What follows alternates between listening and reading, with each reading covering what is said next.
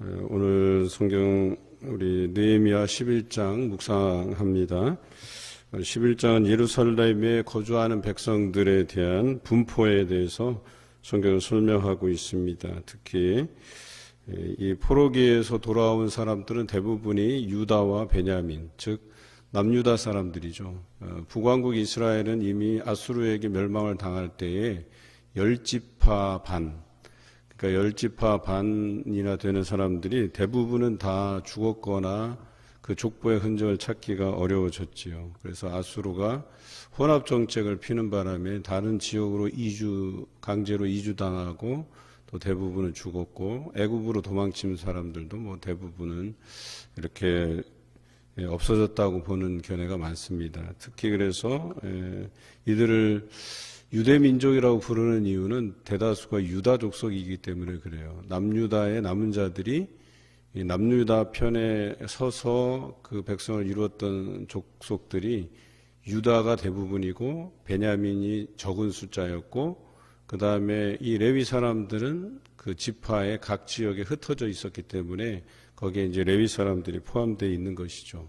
그래서 오늘 이 11장의 분포도에 보면 나오는 사람들은 다 유다 자손, 베냐민 자손, 일부 레위 사람들, 이렇게 보시면 되겠습니다. 그리고 베냐민 사람들도 대부분은 후기에 유다에 다 포함이 되어서 베냐민 족속도 뭐 없다고 봐도 무관할 정도로 대부분이 이제 유다 족속이 되겠죠. 오늘 11장에서 우리가 묵상해야 될 부분들은 앞부분이에요. 뒷부분은 우리가 잘 알듯이 예루살렘 안에 분포한 사람들과 또 예루살렘 바깥에 어느 도시에 그들이 분포했는가에 대한 자세한 내용들이고, 그 앞부분에 10분의 1은 예루살렘에 거주하고 10분의 9는 예루살렘 바깥에 이렇게 분포해 있다. 그리고 그 분포도에 대한 설명이 뒷부분에 쭉 나옵니다.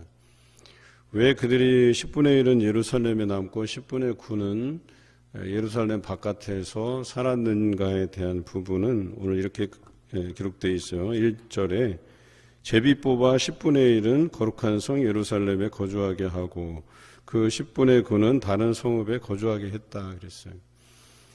그리고 제비 뽑은 대상들은 다 어떤 사람이냐, 2절에 나와 있죠. 예루살렘에 거주하기를 자원하는, 그러니까 예루살렘에 사는 것을 자원하는 사람이 많았던 거예요. 그래서 그들이 다 살 수는 없고 그 중에서 제비 뽑아서 10분의 1은 예루살렘에 거하게 하고 나머지는 예루살렘 바깥에 거주하게 했다, 이런 표현입니다. 그런데 예루살렘이 물론 의미 있는 장소기는 하지만 예루살렘이 그렇다고 해서 뭔가 살기 좋고 이 사람들이 막 자원해서 그곳에서 살 만큼 여건이 돼 있는 게 아니에요. 7장 4절에 우리가 묵상한 말씀에 보면 그 성읍은 광대하고 그 주민은 적으며 가옥은 미처 건축하지 못하였음이니라, 이렇게 기록하고 있거든요. 성벽은 완성이 됐어요. 그래서 그 성벽으로 인해서 그들이 보호받을 만한 장치는 있었지만 여전히 그 안에 가옥이 건축되지 않았고, 또 사람들은 적기 때문에, 그러니까 이 사람들이 들어가서 다 살아도 될 만큼의 광대한 성읍이긴 해요. 그럼에도 불구하고 10분의 1을 제비 뽑았다. 물론 이곳이 최소한 살만한 장소로 만들기 위한 이렇게 조치이기도 하고, 또 예루살렘 바깥에 위치한 곳들은 또 그것도 우리 사람 살만한 장소로 만들어야 되는 게 분명해요.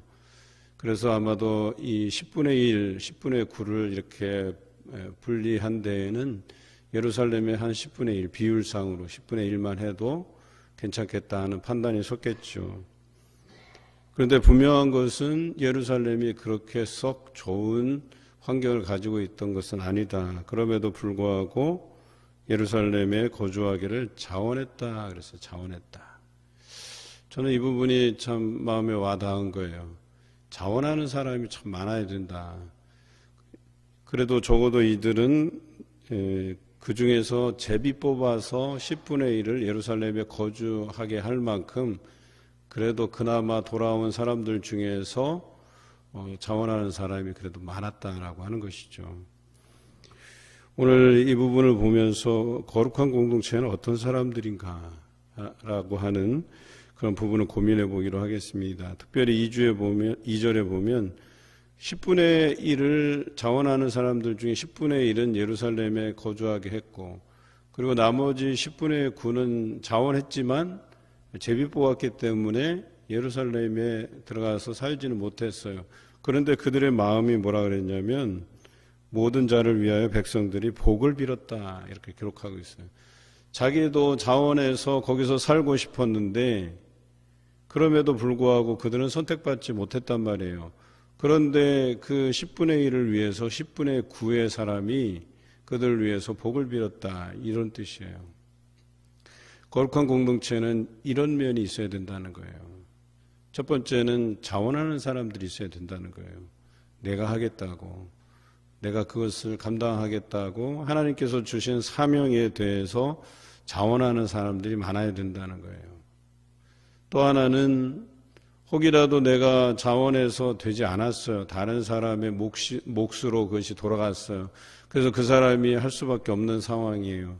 그렇다 손 치더라도 자기는 그 사명을 맡은 사람을 위해서 기도하는 사람이 되어야 된다. 그를 위해서 복을 비는 사람이 되어야 된다라고 하는 것이겠죠. 저희가 이제 선거관리위원회가 만들어지고 우리 장로님들 중심으로 해서 그 선거관리위원회에서 이제 새로운 일꾼을 뽑기 위한 어떤 세부 조항들을 논의하고 있어요. 그 논의하면서 여러 가지 걱정들이 있어요. 뭐 걱정들이라고 해서 아주 큰 걱정이라기보다는 해마다 뭐 소소하게 일어났던, 예를 들어서 선출된 사람들은 좋겠지만 선출되지 않은 사람들은 서운하고 또 아쉽고 뭐 이런 부분들이 분명히 있어요. 그런데 하나님의 일꾼을 세움에 있어서는 오늘 우리가 나누었던 이 말씀이 적용이 될 것 같아요. 분명히 제비 뽑아서 누군가는 뽑히고 누군가는 예루살렘 바깥에 거주해야 되는 일들이 일어나요. 누구는 항존직으로 선출이 되고 누구는 그렇지 못한 상황에 처해질 거예요. 그런데 우리 안에 바람직한 모습이라고 하는 것은 내가 일꾼으로 선출됐을 때의 자세예요. 아마 분명히 항존직이라고 하는 이 직분은 감당하기 쉬운 게 아니에요. 어려워요. 많은 부분에 있어서 다른 평신도들과 달리 많은 일들을 감당해야 되고 거기에 대한 책임감이 분명히 있습니다. 또 올해는 우리 항존직 교육을 아주 타이트하게 진행할 예정이에요. 그래서 항존직으로서 어떠한 일을 감당해야 되고 어떤 사명의식을 가져야 되는지에 대한 부분들 철저히 교육할 예정이에요. 순탄치는 않을 거예요. 그런데 내가 한중직으로 선출되고 나서의 자세가 중요한데 제가 이런 모습을 다른 데에선 종종 봐왔기 때문에 그래요. 흔히들 그러는 거예요. 사람들이 아니 항존직이면 이래야 되고 저래야 되고 분명히 이야기가 나와요. 그러면 내가 너무 부족해서 이 일들이 뭐 그렇게 잘 감당이 안 되는가 보다.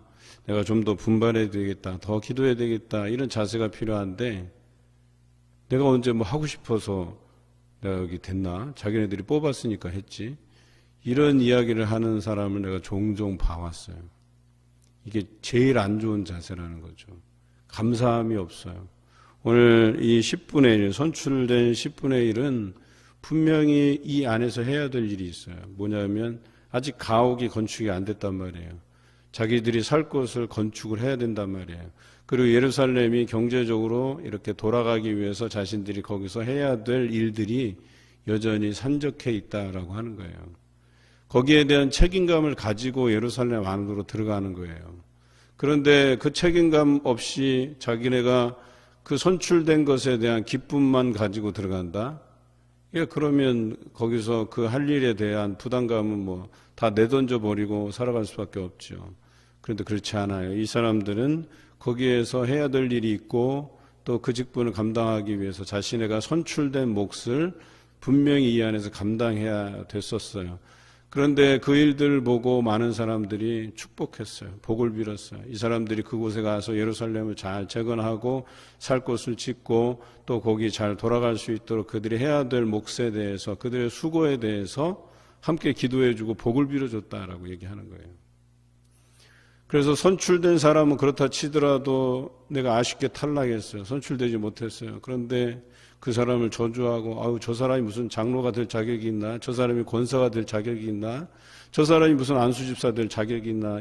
이따위 이야기들을 해놓고 복을 빌기는커녕 기도해 주기는커녕 그 사람의 도덕적인 흠결 여러 가지 흠결들을 이렇게 끄집어내서 이 사람이 되니 많이 자격이 있니 없니 이걸 가지고 이야기하는 건 올바른 성도의 자세가 아니라는 거예요. 오늘 이게 거룩한 공동체의 모형이에요. 많은 사람이 이 일을 하고자 자원하고 또 간절히 사모하고 열심히 일하고 또 자기가 그것의 그 사명을 감당하는 데 뽑히지 않더라도 뽑힌 사람들을 위해서 기도하고 복을 빌어주고 이게 얼마나 거룩한 공동체의 모습이냐라고 하는 거예요. 그리고 또 한 가지는 우리가 주목해야 될 부분이 예루살렘에 당연직으로 거주한 사람들이 있어요. 바로 백성의 지도자들이었다는 거예요. 그러니까 지도자들은 그 사명 감당하는 데 있어서 당연직이에요. 당연히 그것을 회피해서는 안 되는 사람들이에요. 굳이 따지자면 목사의 직분을 가진 사람들, 또 전도사님도 마찬가지고 교육자들 틀림없이 감당해야 돼요. 뿐만 아니라 장로들, 권사들, 안수집사들 당연직이에요. 당연직. 우리가 어떤 일을 함에 있어서 당연히 참여해야 되고 당연히 해야 되는 사람들이 이런 사람들이라는 거예요. 오늘 이 백성의 지도자들은 당연직으로 남았어요. 거기에. 이건 말할 가치도 없는 거예요. 그들은 제비 뽑을 이유도 없는 거예요. 그냥 당연직으로 그들은 남는 거예요. 그 어려운 일들에 대해서. 오늘 이 부분을 우리가 묵상해 가면서 이들이 그 안에서 노래하는 자들로 성문지기로 또 감사하는 말씀을 인도하는 자로 또 하나님의 전 바깥 일을 맡은 자로 각각의 그 소임을 가진 사람들이라는 거예요. 그 안에서 자신들이 해야 될 일들이 있어요. 언급되지 있지 않지만 또 여러 사람들은 자신의 살 곳을 또한 감당을 했어야 돼요. 이들은 하나님의 전에서 일을 맡았지만 이것만 하는 게 아니라는 거예요. 그들의 일을 할 뿐만 아니라 자신들의 그 개인적인 사생활을 위해서 거처를 새로 짓고 이런 경제적인 활동에 대해서도 감당해야 될 사람들이 있다는. 물론 레위 사람들은 11조를 통해서 생활하지만 그 외에 유다 사람들과 베냐민 사람들은 성전에 봉사하는 이들을 책임져 주고 자신의 일들도 감당해야 됐다라고 얘기하는 거죠.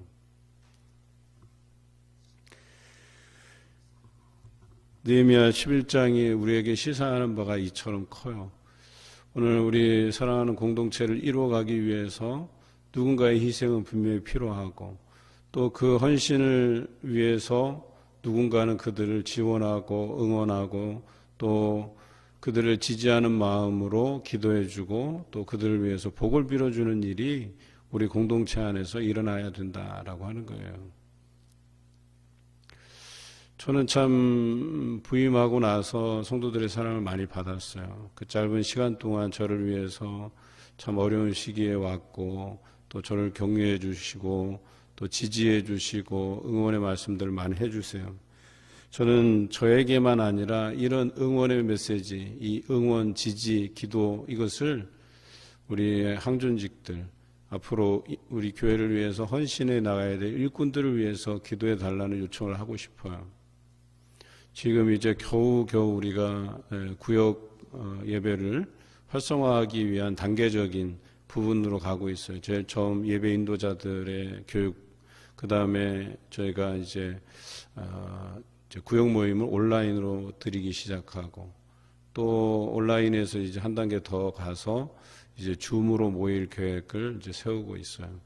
그리고 이것이 줌으로 모이면서 우리 구역장들이 어떤 일을 해야 될 것인가에 대한 구역장 교육도 앞으로 시작을 할 거예요. 그러니까 차근차근 준비해서 어차피 이 상황이 올해 말까지 간다고 생각하면 아마 그 이상 더 오래 갈 수도 있겠죠. 그래서 우리는 차분히 이 일들을 행하여 나갈 거예요. 그래서 코로나의 상황이 더 악화되든 그렇지 않든 우리가 기존의 이 여러 가지 교육의 루트들을 개척을 하고, 여러분 온라인이라고 하는 도구가 이 상황이 끝나면 사용 안 한다? 아니에요. 계속 사용합니다. 우리가 교회에서 어떤 교육을 하는 데에는 시간적인 한계도 있고 장소적인 한계가 분명히 있어요. 이 부서 저 부서 다 할 수는 없는 거거든요.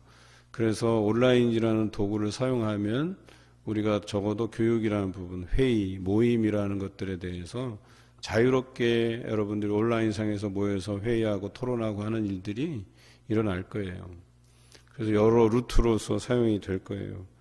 이렇게 우리는 단계적으로 우리의 일꾼들을 세워갈 것이고 또 그들이 그 일들을 감당하게 할 거예요. 그런데 중요한 것은 뭐냐면 예배 인도자가 세워지고 또 구역장이 세워지고, 물론 그 사람이 개인적인 취향이 안 맞을 수도 있고 못마땅히 할 수도 있는 건 사실이에요. 하지만 사명을 맡은 자로서 우리가 바라보면 당연히 그들을 위해서 기도하고 그를 위해서 복을 빌어주는 것이 마땅하다라고 하는 것이죠. 이 사람이 부족할 수 있어요. 자기 볼 때는 뭐 이것도 부족하고 저것도 부족하고, 그런데 그 부족함은 하나님께서 채워주실 것으로 믿고 기도하고 복을 비는 것이 당연하다라고 하는 것이죠. 뭐 저도 그렇다면 마찬가지죠. 제가 뭐 우리 한국교회 아주 훌륭한 지도자도 아니고 훌륭한 명설교가도 아니고 목사 중에 한 사람일 뿐인데, 그렇다면 그렇게 따지고 보면 저도 여러 가지 잣대들, 소위 말해서 목회자라고 하는 최고의 어떤 잣대들을 갖다 디미러 보면 저도 부족한 것이 많죠. 그런데 우리가 중요하게 여겨야 될 것들은 하나님의 일을 맡은 자로서 세워졌으면 우리들이 그들을 위해서 기도하고 그들을 위해서 복을 비는 것이 마땅하다. 오늘 이 말씀 우리가 꼭 기억해야 될 것입니다. 그리고 앞으로 우리가 일꾼들을 세워갈 텐데요. 그런 일꾼들을 세워주시기 바라요. 정말 내가 이 사람을 세우고 이 사람을 위해서 지지하고 응원하고 기도하고 복을 빌 수 있는 사람들, 그런 사람을 우리가 선출할 그런 각오들을 가지고 세우는 것이 중요하다. 세워놓고 기도하지 않고 복을 빌지 않으면 그게 무슨 소용이 있겠어요. 우리가 세운 사람에 대한 예의예요. 그리고 그것은 사람의 일만으로는 가능하지 않아요. 이 사람이 아무리 뭐 선거운동을 비밀리에 이렇게 저렇게 사람들한테 연락하고 한다고 해서 되는 게 아니에요. 여기에는 분명히 숨은 하나님의 손길이 작용한다는 거예요. 우리가 그것에 대한 인정이 없으면 이거 항존직 선거를 뭐하러 하겠어요. 우리는 이 항존직 선거를 진행함에 있어서는 거기에 수고로운 사람의 수고가 있고 열심이 있겠지만 더 중요한 것은 우리에게 나타나지 않은 숨겨진 하나님의 손이에요. 그 손이 작용하고 마땅히 세워진 일꾼들이 하나님의 일들을 감당하게 되어 있다는 거예요. 우리가 볼 때는 부족할 수 있어도 하나님이 보시기엔 쓰기에 합당한 사람이기 때문에 세워주신 거란 말이에요. 그렇다면 반대로 생각해 볼까요? 만약에 자원하는 사람이 없었다면 어떻게 됐을까? 우리 염려할 바가 아니에요. 하나님께서 돌들로도 소리 지르게 하시는 분이시라고 분명히 말씀하고 계세요. 누구를 통해서라도 하나님께서는 이 부분을 감당하게 하시고 채워가신다라고 하는 거예요. 많은 사람이 착각하는 게 이거야. 나 아니면 안 된다라고 하는 생각들. 여러분, 그 사람 아니어도 충분히 됩니다. 그 사람이 자원하지 않아도 다른 사람을 통해서 하나님께서는 자원하게 하세요. 많은 사람들이 그냥 와서 이게 나 아니면 안 된다. 예, 그 사람 아니어도 됩니다. 다 됩니다. 그러면 우리 교회가 규모가 좀 다른 교회에 비해서 좀 있어서 그런 거 아니에요. 적은 교회도 마찬가지예요. 성도가 몇 사람 안 되더라도요, 그 중에 내가 경제적인 재력이 있고 그래서 이 교회는 나 아니면 안 된다? 아니요. 그 사람 아니어도 충분히 하나님께서 세우신 교회는 잘 끌어져 나가요. 제가 있던 지역에서 어느 교회 하나가 참 부흥이 안 돼요. 그런데 많은 그 주변의 그 교인들이 그 교회가 왜 발전이 안 되는지는 알아요. 근데 그 교회만 모르나 봐요. 물론 그 교회도 알겠죠. 어떤 한 분이 그 교회를 세우는 데 있어서 막대한 자금을 이렇게 자기가 헌신을 했어요. 헌신한 것까지 너무 바람직하고 좋아요. 그런데 본인이 세웠다는 거예요, 교회를. 그래갖고 본인이 좌지우지해요. 또 그분이 가진 그 항존직의 직분을 통해서 마음대로 교육자들을 가르치고 또 자기에 반대하는 성도들은 내보내고 이런 일을 서슴지 않고 했던 거예요. 이런 교회가 발전할 수가 없죠. 부흥할 수가 없죠. 그러니까 뭐예요? 자원하는 성도가 없는 거예요. 기쁘게 일할 수 있는 사람들이 없는 거예요. 저 사람이 알아서 다 할 텐데, 저 사람이 꽉 쥐고 앉아서 이것저것 다 마음대로 할 텐데, 이런 생각을 하게 되니까 자원하는 사람이 사라져 버리는 거예요. 우리는 거룩한 공동체로서의 사명을 감당하기 위해서는 우리 안에 자원하는 사람들이 생겨나야 되는 거예요. 우리가 해야 되는 거예요. 물질적인 자원도 필요하고 기도의 헌신도 필요하고 내가 일꾼된 자로서 세워지는 것도 필요한 거고요. 너무나도 아름다운 일들이 우리 안에서 벌어져야 되는 게 맞아요. 그리고 그것에 대해서 불만 섞인 이야기를 하기보다는 그들을 기도로서 지원하고 또 복을 빌어주는 것이 당연한 거예요. 여러분, 과거에는 장로님들이 얼마나 이렇게 힘든 직책인지 여러분들 잘 아시잖아요. 예전에는 목회자 사례비도 줄 수가 없었어요.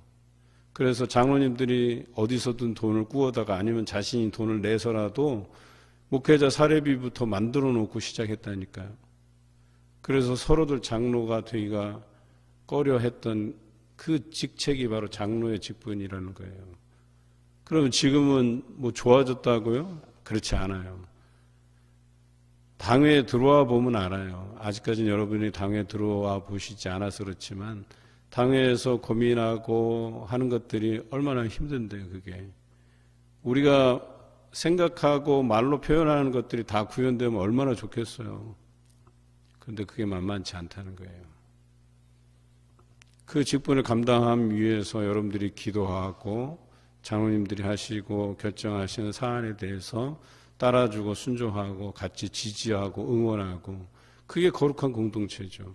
그 짐을 지고 계신 장로님들을 당회원들을 여러분들이 복을 빌어주는 것이 당연한 거예요. 우리 권사님들, 안수집사님들 이거 직분 감당하는데 그게 쉬운가요? 쉽지 않아요. 여러분들이 하지 않는 일을 이분들은 대표의 자격으로 하는 거예요. 그분들이 각 청소하는 일에 조장이 되고 위원이 되고 해서 나와서 자원해서 하는 것들이거든요. 많은 사람이 청소하러 다 같이 모여서 하지 않습니다.